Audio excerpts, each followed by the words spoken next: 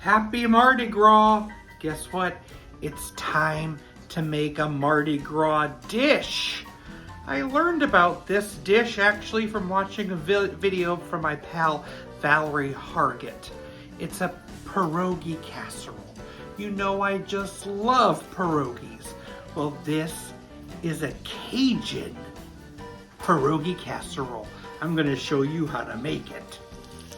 I've cut up some smoked sausage and I'm just browning that in a pan.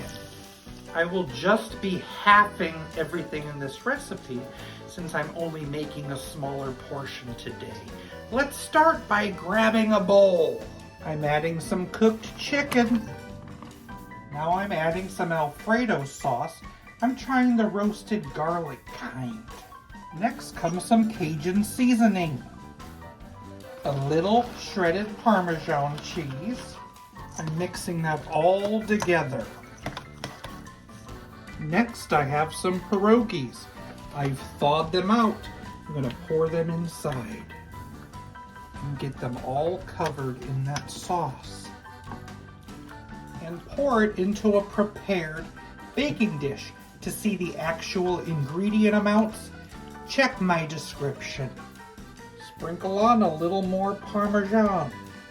And we're baking it at 375 for about 35 to 45 minutes. Wow, this looks tasty. Cajun Pierogi Casserole.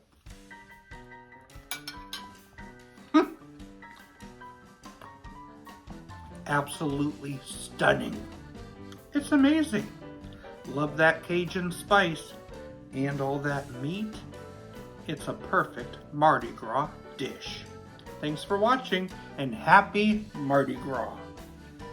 What underwear is best to wear to Mardi Gras? Fruit of doubloons. It's a Mardi Gras joke.